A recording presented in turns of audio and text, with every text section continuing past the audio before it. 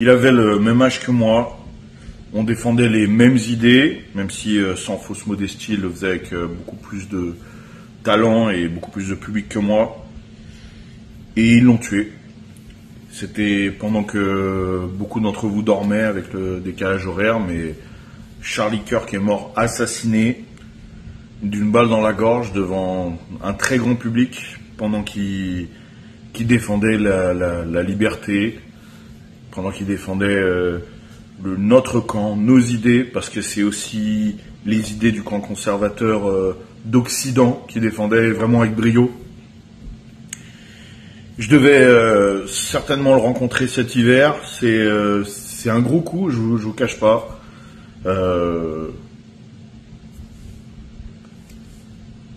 Vous savez, c'est aussi ça doit nous faire réfléchir aussi, parce que les gens qui, comme Charlie, et que ce soit en France ou aux États-Unis ou partout en Occident, et même, j'ai envie de dire, même plus spécialement en France, qui défendent nos idées, et je parle vraiment de ceux qui défendent les idées de notre camp.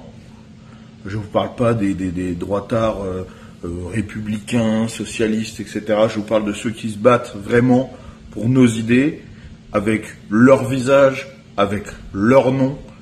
Et bien, ça doit nous rappeler que au bout du chemin, le risque, il est là, il est réel.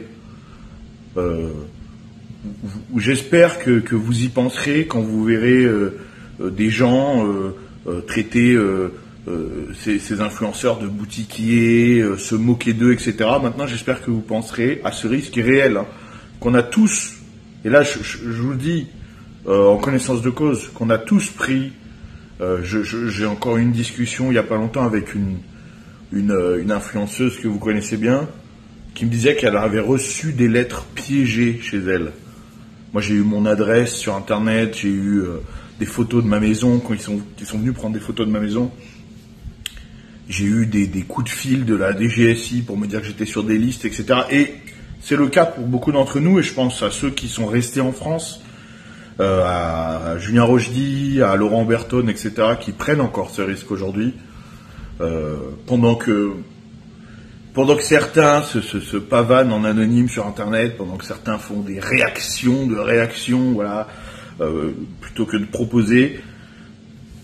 Voilà, le risque il est là. Charlie nous l'a montré, et ils l'ont pas tué pour ses idées. Ils l'ont pas tué parce que c'était un fasciste ou je sais pas quoi. Ils l'ont tué parce qu'il était efficace. Parce que qu'on le veuille ou non, ce combat il est efficace, et surtout Charlie qui faisait littéralement des millions et des millions de vues à travers le monde, puisque beaucoup de ses contenus étaient traduits en français, en allemand, partout. Hein. Il a fait énormément pour le camp conservateur d'Occident. Et bien, quand on est efficace, quand on convainc, c'est ce qu'on risque.